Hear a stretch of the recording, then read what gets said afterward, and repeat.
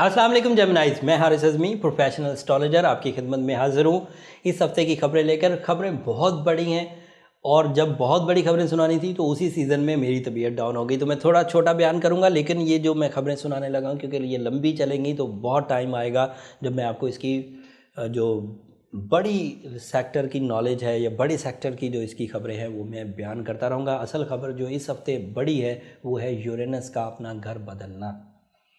Uranus जेमिनाइज के लिए 12th house में अपीयर होने लगा है और यहाँ 7 साल तक के लिए रहेगा।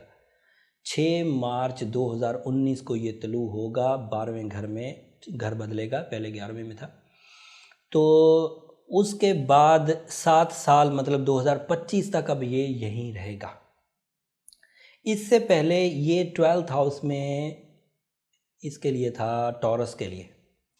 तो टॉरस ने जो 7 साल सेक्रीफाइस किया है, अगर आपको ये फील करना हो कि यूरेनस से क्या तरह के सिचुएशंस पैदा होती हैं जब वो 12वें घर में हो, तो पिछले 7 साल दौर जो टॉरियंस के साथ गुजर के गया है आप उसको रीड कर सकते हैं।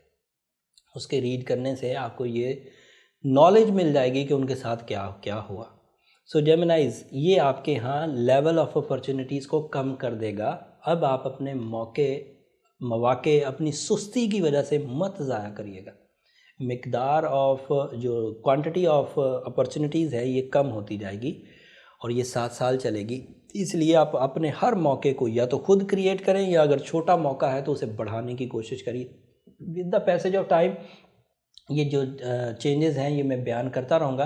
पर यूरेनस 6 तारीख को अपीयर होने लगा है आपके 12th हाउस में। So this is big news. ये फ़िक्री सलाहियतों को भी बढ़ा देगा। लेकिन अगर जेमिनाइज पॉजिटिव फ़िक्र में मुब्तला रहेंगे, तफक्कुर और तदब्बर, मतलब ऐसी फ़िक्र जिसको तदबीर के लिए यूज़ करना हो वो तो अच्छी है, लेकिन जो एंग्जाइटी या डिप्रेशन लेवल पर हो उससे ज़रा अवॉइड करिए। मरकरी आपके 10th हाउस में, this is also not a good news. आपको थोड़ा सा मुहतात रहना होगा। मरकरी के 10th हाउस में होने की वजह से कैरियर ओरिएंटेड फ़िक्र में इजाफा होगा। वो रेट्रोग्रेड चलेगा और उसका आगाज़ जो है वो समझें कि 28 फरवरी को ही हो गया या 1 मार्च को ही हो गया हुआ है।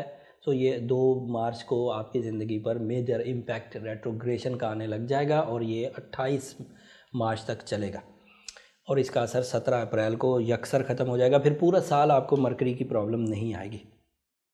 उसके अलावा मार्स की पोजीशन 12th हाउस की है, तो ये भी कोई अच्छी खबर नहीं है। मार्स 12th हाउस में हो तो सफ़री लाइन ऑफ हो जाती है।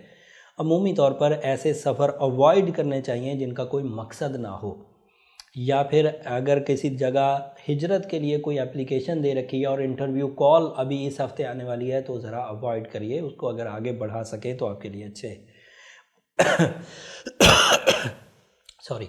पॉजिटिव न्यूज़ में वीनस 9th हाउस में है। This is very positive news. Communication sector जो मरकरी की वजह से काफ़ी डाउन हो रहा था वो वीनस की सपोर्ट की वजह से कुछ अपग्रेड होगा। And Venus 1-to-1 relation, family life और सोशल कनेक्शंस के लिए आपको कुछ फ्यूल देता रहेगा।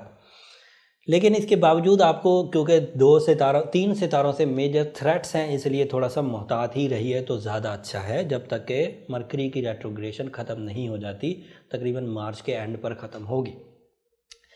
अगर ख़ुद इन सब सिचुएशंस को फेस कर लें इस नॉलेज के इवज़ या अपनी सलाहियतों की ताकत के इवज़ तो अच्छी बात है। अगर ना फेस कर सकें और शिकस्त बढ़ती जाए, लॉसेस बढ़ते जाएं, तो फिर एमरल्ड ज़रूर वेयर करिए।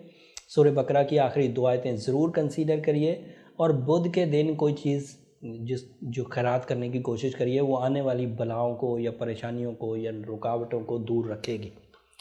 ये नॉलेज अगर आप सही समझ कर चलेंगे तो अगले 7 साल आप अपनी ज़िंदगी के बैलेंस करके कामयाबी की रवश में चल पाएंगे।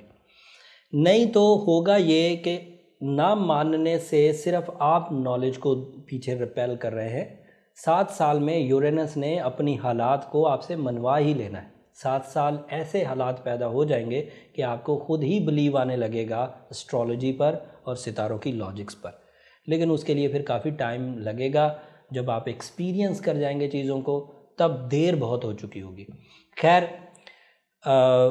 सभी तरह के लोग नॉलेज को अपने अपने अंदाज से हज़म करते हैं। कुछ लोग सिर्फ़ एक जुमले से ही बात को पिक कर लेते हैं, कुछ को ज़रा थपेड़े खाने पड़ते हैं, थोड़ा अप्स एंड डाउन्स को फेस करना पड़ता है। चॉइस आपकी है। अगले हफ्ते तक के लिए इजाज़त दीजिए। अल्लाह ने